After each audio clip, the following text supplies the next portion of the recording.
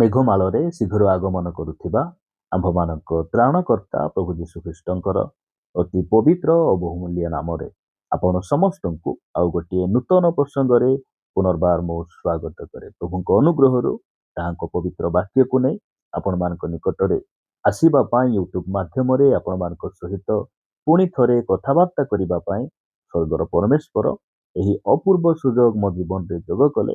ସେଥିପାଇଁ ସ୍ୱର୍ଗର ପରମେଶ୍ୱରଙ୍କୁ ମୁଁ ହୃଦୟ ସହିତ ଧନ୍ୟବାଦ ଦେଉଛି। ଆପଣମାନଙ୍କୁ ମଧ୍ୟ ମୁଁ ଧନ୍ୟବାଦ ଦେଉଛି। ଆପଣମାନେ ଆମର ଏହି ସାମୁଏଲ ଖରା ୟୁଟ୍ୟୁବ ଚ୍ୟାନେଲରେ ପ୍ରସାରିତ ହେଉଥିବା ପ୍ରତ୍ୟେକ ସନ୍ଦେଶକୁ ଆପଣମାନେ ନିୟମିତ ଦେଖୁଛନ୍ତି, ଶୁଣୁଛନ୍ତି। ଲାଇକ୍, ସେୟାର, କମେଣ୍ଟ ମାଧ୍ୟମରେ ଆମ୍ଭମାନଙ୍କୁ ଅତ୍ୟଧିକ ପରିମାଣରେ ଆପଣମାନେ ଉତ୍ସାହିତ କରୁଛନ୍ତି। ସେଥିପାଇଁ ପ୍ରଭୁଙ୍କୁ ମୁଁ ଧନ୍ୟବାଦ ଦିଏ। ପରମେଶ୍ୱର ଆପଣ ସମସ୍ତଙ୍କୁ ପ୍ରଚୁର ଭାବରେ ଆଶୀର୍ବାଦ କରନ୍ତୁ। ପ୍ରିୟ ପ୍ରଭୁଙ୍କ ଲୋକମାନେ, ଆସନ୍ତୁ ଆଜିର ପ୍ରସଙ୍ଗ ନିକଟକୁ ଆମେ ଯିବା। ଯେଉଁ ପ୍ରସଙ୍ଗରେ ପ୍ରଭୁଙ୍କ ବାକ୍ୟରୁ ଆଜି ଆମେ କଥାବାର୍ତ୍ତା ହେବା, ସେହି ପ୍ରସଙ୍ଗର ଶୀର୍ଷକ ହେଲା କୁମାରୀ କନ୍ୟା କିପରି ଗର୍ଭବତୀ ହେଲେ। ଆଜିର ପ୍ରସଙ୍ଗ ହେଲା କୁମାରୀ କନ୍ୟା କିପରି ଗର୍ଭବତୀ ହେଲେ। ଏହି ପ୍ରସଙ୍ଗରେ ପ୍ରଭୁଙ୍କ ବାକ୍ୟରୁ ଆମେ ଅଳ୍ପ ସମୟ କଥାବାର୍ତ୍ତା ହେବା। ପ୍ରିୟମାନେ, ଏହି ବଡ଼ଦିନ ସମୟରେ ଏହା ଏକ ବହୁତ ବଡ଼ ପ୍ରଶ୍ନ ଅଟେ ଯେ ଖ୍ରୀଷ୍ଟିଆନ ସମାଜର ଅନେକ ଭାଇ ଭଉଣୀ ମାନେ ମଧ୍ୟ ଏହି ସନ୍ଦେହରେ ଅଛନ୍ତି ଯେ କୁମାରୀ କନ୍ୟା କେବେ ଜନ୍ମଗ୍ରହଣ କରିପାରନ୍ତି, କୁମାରୀ କନ୍ୟା କେବେ ଛୁଆ ଜନ୍ମ କରିପାରନ୍ତି, ସେ କେମିତି ଭାବରେ ଗର୍ଭବତୀ ହେଲେ। ଏହି ପ୍ରକାର ଅନେକ ଭାଇ ଭଉଣୀ ମାନଙ୍କ ମଧ୍ୟରେ ସନ୍ଦେହ ରହିଛି ଏବଂ ଅଣଖ୍ରୀଷ୍ଟିଆନ ଭାଇ ଭଉଣୀ ମାନେ ମଧ୍ୟ ଖ୍ରୀଷ୍ଟିଆନ ଭାଇ ଭଉଣୀ ମାନଙ୍କୁ ପ୍ରଶ୍ନ ପଚାରନ୍ତି ଯେ ତୁମ୍ଭମାନଙ୍କର ପ୍ରଭୁ କେମିତି କୁଆଁରୀ କନ୍ୟାର ଗର୍ଭରେ ଜନ୍ମଗ୍ରହଣ କଲେ। କୁଆଁରୀ କନ୍ୟା କେବେ ଛୁଆ ଜନ୍ମ କରିପାରନ୍ତି, କୁଆଁରୀ କନ୍ୟା କେବେ ଗର୍ଭବତୀ ହୋଇପାରନ୍ତି। ଏହି ପ୍ରକାର ପ୍ରଶ୍ନ ମଧ୍ୟ ଅନେକଙ୍କୁ ଅନେକ ଭାଇ ଭଉଣୀ ମାନେ ପଚାରନ୍ତି। ପ୍ରିୟମାନେ, ଆମେ ଖ୍ରୀଷ୍ଟିଆନ ଭାବରେ ସନ୍ଦେହରେ ରହିବା ଉଚିତ ନୁହେଁ। ଜିହୁଦା ତାଙ୍କ ପତ୍ରରେ ସେ ଲେଖିଲେ ଯେ ସନ୍ଦେହ ହେଉଛି ଗୋଟିଏ ଅଗ୍ନି ସଦୃଶ, ଯାହାକି ମନୁଷ୍ୟ ଜୀବନରେ ଥିବା ବୁଦ୍ଧି, ଜ୍ଞାନ, ବିଶ୍ୱାସ, ପରିତ୍ରାଣ, ପବିତ୍ରତାକୁ କଣ କରେ, ସେହି ନିଆଁ ପୋଡ଼ି ଦିଏ ବା ଧୀରେ ଧୀରେ ଧୀରେ କଣ କରେ, ନଷ୍ଟ କରିଦିଏ। ସେଥିପାଇଁ ଆମେ ଖ୍ରୀଷ୍ଟ ବିଶ୍ୱାସୀ ଭାବରେ ଆମେ ଯେଉଁ ପ୍ରଭୁଙ୍କୁ ବିଶ୍ୱାସ କରିଛୁ, ଯେଉଁ ପବିତ୍ର ବାଇବଲକୁ ଆମେ ଭରସା କରିଛୁ, ଆମେ ପଢୁଛୁ, ଶୁଣୁଛୁ, କୌଣସି ବିଷୟରେ ଆମେ ସନ୍ଦେହରେ ରହିବା ଉଚିତ ନୁହେଁ। ପ୍ରିୟମାନେ, ମନୁଷ୍ୟ ମନରେ ଏହି ପ୍ରକାର ଅନେକ ସନ୍ଦେହ ରହିଛି, ଯାହାକି ଆମେ କହୁ ଯେ କୁଆଁରୀ କନ୍ୟା କିପରି ସେ ଗର୍ଭବତୀ ହେଲେ, କୁଆଁରୀ କନ୍ୟା କେବେ ଛୁଆ ଜନ୍ମ କରିପାରିବେ କି। ଏହି ପ୍ରକାର ମନୁଷ୍ୟ ମନରେ ବିଭିନ୍ନ ଦ୍ୱନ୍ଦ୍ୱ ଗୁଡ଼ିକ ରହିଛି। ଆସନ୍ତୁ ବାକ୍ୟର ଗୋଟେ ପଦ ପଢି ଆଜିର ପ୍ରସଙ୍ଗରେ ଆମେ ଆଗକୁ ବଢିବା। ଆପଣମାନେ ମୋ ସହିତ ଯିଶାୟ ଭବିଷ୍ୟତ ବକ୍ତାଙ୍କ ପୁସ୍ତକକୁ ଆସିବେ। ଯିଶାୟ ଭବିଷ୍ୟତ ବକ୍ତାଙ୍କ ପୁସ୍ତକ 55 ଅଧ୍ୟାୟ 8 ପଦ। ଯିଶାୟ ପୁସ୍ତକ 55 ଅଧ୍ୟାୟ 8 ପଦରେ ଏହି ପ୍ରକାର ଲେଖାଗଲା, ଯେହେତୁ ସଦାପ୍ରଭୁ କୁହନ୍ତି, ଆମ୍ଭର ସଂକଳ୍ପ ସକଳ ତୁମ୍ଭମାନଙ୍କର ସଂକଳ୍ପ ପରି ନୁହେଁ, କିଅବା ତୁମ୍ଭମାନଙ୍କର ମାର୍ଗ ସକଳ ଆମ୍ଭମାନଙ୍କ ମାର୍ଗ ପରି ନୁହେଁ। ପ୍ରିୟମାନେ, ପ୍ରଭୁ ଏହି ସ୍ଥାନରେ କହୁଛନ୍ତି ତୁମ୍ଭମାନଙ୍କର ଯୋଜନା ଆହୁରି ଆମ୍ଭମାନଙ୍କ ଯୋଜନା ସମ୍ପୂର୍ଣ୍ଣ ଭିନ୍ନ ଅଟେ। ଆମେ ଯାହା ଭାବୁ, ଆମେ ଯାହା ଚିନ୍ତା କରୁ, ସେଇ ସବୁ ଭାବନା ଆଉ ଚିନ୍ତା ଠାରୁ ପରମେଶ୍ୱରଙ୍କର ଭାବନା ଆଉ ଚିନ୍ତା ସମ୍ପୂର୍ଣ୍ଣ ଉଚ୍ଚତର ଅଟେ ଆଉ ସମ୍ପୂର୍ଣ୍ଣ ଭିନ୍ନ ଅଟେ। ସେଥିପାଇଁ ସେ କହୁଛନ୍ତି ଯେ ଆମ୍ଭର ସଂକଳ୍ପ ଆଉ ତୁମ୍ଭମାନଙ୍କ ସଂକଳ୍ପ ସ୍ୱର୍ଗ ଆଉ ଏହି ପୃଥିବୀ ଯେ ପ୍ରକାର ଉଚ୍ଚ, ତା ଠାରୁ ମଧ୍ୟ ଅଧିକ ଭିନ୍ନ ଅଟେ, ଉଚ୍ଚ ଅଟେ। ସେଥିପାଇଁ ପରମେଶ୍ୱରଙ୍କର କାର୍ଯ୍ୟକୁ ଆମେ ମନ ଇଚ୍ଛା ଭାବରେ ବ୍ୟାଖ୍ୟା କରିବା, ମନ ଇଚ୍ଛା ଭାବରେ ଆମେ ଭାବିବା ସମ୍ପୂର୍ଣ୍ଣ ଭୁଲ ଅଟେ। ଯଦି ଆପଣ ପଢିବେ 9 ପଦ, କାରଣ ପୃଥିବୀ ଅପେକ୍ଷା ଆକାଶ ମଣ୍ଡଳ ଯେପରି ଉଚ୍ଚ, ସେହିପରି ଆମ୍ଭର ମାର୍ଗ ସକଳ ତୁମ୍ଭମାନଙ୍କର ମାର୍ଗ ଅପେକ୍ଷା ଆମ୍ଭର ସଂକଳ୍ପ ସକଳ ତୁମ୍ଭମାନଙ୍କ ସଂକଳ୍ପ ଅପେକ୍ଷା ଉଚ୍ଚତର ଅଟେ। ପ୍ରିୟମାନେ, ପ୍ରଭୁ ଆମମାନଙ୍କୁ ଅନୁଗ୍ରହ କରନ୍ତୁ।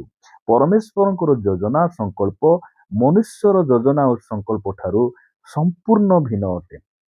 ପ୍ରଭୁ ଯୀଶୁ ଖ୍ରୀଷ୍ଟ ସେ କାହିଁକି କୁଆଁରୀ ଗର୍ଭରେ ଜନ୍ମଗ୍ରହଣ କରୁଛନ୍ତି, କୁଆଁରୀ କେମିତି ସେ ଗର୍ଭବତୀ ହେଉଛନ୍ତି, ଜଣେ କୁଆଁରୀ କନ୍ୟା କେମିତି ଯୀଶୁଙ୍କୁ ସେ ପ୍ରସବ କରୁଛନ୍ତି, ଏହି ବିଷୟରେ ପବିତ୍ର ବାଇବେଲ ଆମକୁ ସ୍ପଷ୍ଟ ଭାବରେ ପ୍ରମାଣ ଦିଏ ଆଉ ତାହା ନିରାଟ ସତ୍ୟ ଅଟେ। ଏଇ ପୃଥିବୀରେ ଯଦି ସତ୍ୟ ପୁସ୍ତକ ଯଦି ଅଛି, ପବିତ୍ର ପୁସ୍ତକ ଅଛି, ତାହା ହେଉଛି ବାଇବେଲ। ଆଉ ବାଇବେଲ ଆମକୁ ସଠିକ ପ୍ରମାଣ ଦିଏ। ପ୍ରିୟମାନେ, ଆପଣମାନେ ମୋ ସହିତ ପଢିବେ ସେହି ବିଷୟ ପୁସ୍ତକ 7 ଅଧ୍ୟାୟ 14 ପଦରେ ଲେଖାଗଲା, ଏହେତୁ ପ୍ରଭୁ ଆପେ ତୁମ୍ଭମାନଙ୍କୁ ଏକ ଚିହ୍ନ ଦେବେ। ଦେଖ, ଏକ କନ୍ୟା ଗର୍ଭବତୀ ହୋଇ ଏକ ପୁତ୍ର ପ୍ରସବ କରିବ ଓ ତାହାର ନାମ ଇମାନୁଏଲ, ଆମ୍ଭମାନଙ୍କ ସହିତ ପରମେଶ୍ୱର ରଖିବ। ପ୍ରିୟମାନେ, ଏହି କଥା ପ୍ରଭୁ ଯୀଶୁ ଖ୍ରୀଷ୍ଟଙ୍କର ଜନ୍ମର 750 ବର୍ଷ ପୂର୍ବେ ଏହି ଭବିଷ୍ୟତବାଣୀ କରାଯାଉଛି ଯେ ପ୍ରଭୁ ଯୀଶୁ ଖ୍ରୀଷ୍ଟ ଗୋଟେ କୁଆଁରୀ କନ୍ୟା ଗର୍ଭରେ ସେ ଜନ୍ମ ଗ୍ରହଣ କରିବେ। ଏହା ପରମେଶ୍ୱରଙ୍କ ଦ୍ୱାରା ସମ୍ଭବ ଅଟେ। ମନୁଷ୍ୟ ଦ୍ୱାରା ଯାହା ଅସମ୍ଭବ, ପରମେଶ୍ୱରଙ୍କ ଦ୍ୱାରା ତାହା ସମ୍ଭବ ଅଟେ। ପ୍ରିୟମାନେ, ପ୍ରଭୁ କହୁଛନ୍ତି ଯେ ପ୍ରଭୁ ଯୀଶୁ ଖ୍ରୀଷ୍ଟ କେମିତି ଆସିବେ? ସେ କୁଆଁରୀ ଗର୍ଭରେ ସେ ଜନ୍ମ ଗ୍ରହଣ କରିବେ। କାହିଁକି କୁଆଁରୀ ଗର୍ଭରେ ସେ ଜନ୍ମ ଗ୍ରହଣ କରିବେ? କାରଣ ସେ ପବିତ୍ର ଈଶ୍ୱର ଅଟନ୍ତି। ତାହାଙ୍କ ଠାରେ କୌଣସି କ୍ଷୁଣ ନାହିଁ। ପ୍ରଭୁ ଯୀଶୁ ଖ୍ରୀଷ୍ଟଙ୍କ ବିଷୟରେ ସାଧୁ ପାଉଲ କହିଲେ ଯେ ତାହାଙ୍କ ଠାରେ ପାପର ଲେଶ ନଥିଲା। ସେ ଆମ ପାଇଁ ପାପୀ ମାନଙ୍କ ମଧ୍ୟରେ ସେ ଗଣାଗଲେ।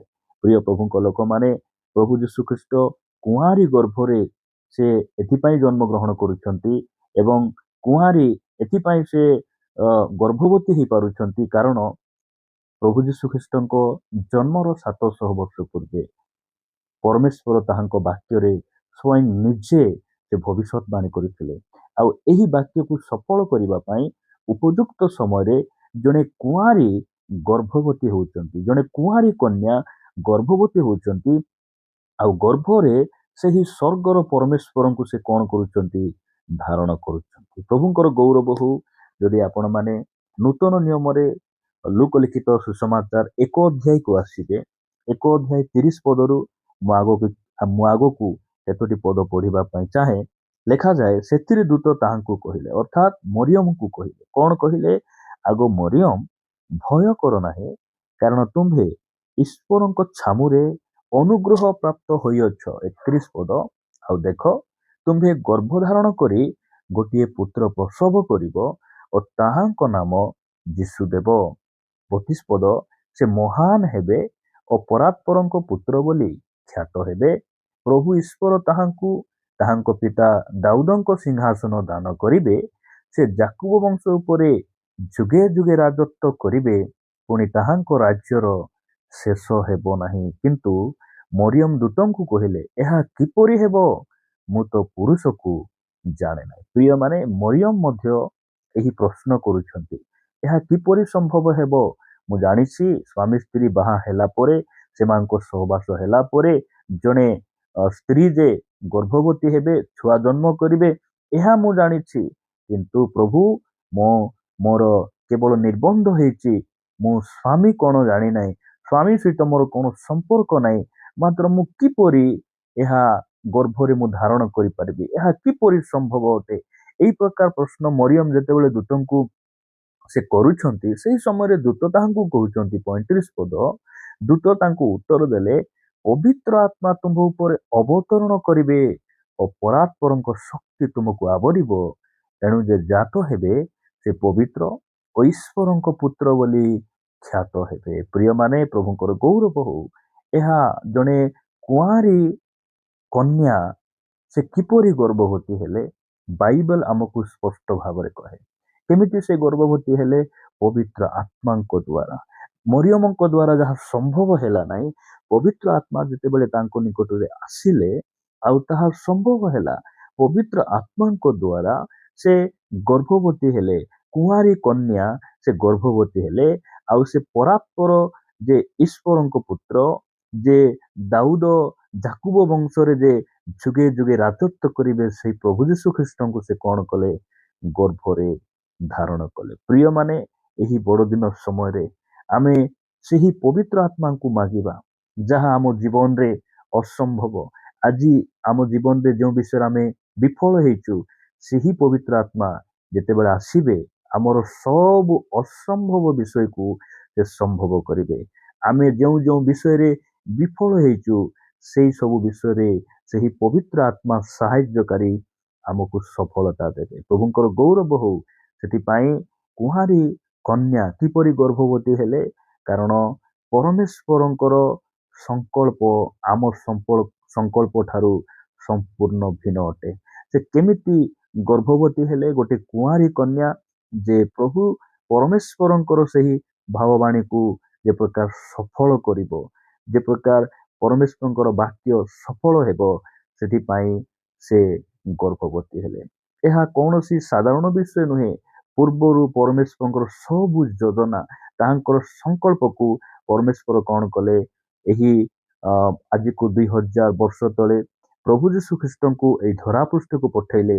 ଆଉ ଜଣେ କୁଆଁରୀ ଗର୍ଭରେ ସେ ଗର୍ଭ ଧାରଣ କରି ସେ ଆମମାନଙ୍କ ମଧ୍ୟରେ ମାନବ ରୂପ ଧାରଣ କରି ସେ ଜନ୍ମ ଗ୍ରହଣ କଲେ। ପ୍ରଭୁ ଏହି ବାକ୍ୟ ଦେଇ ଆମ ସମସ୍ତଙ୍କୁ ପ୍ରଚୁର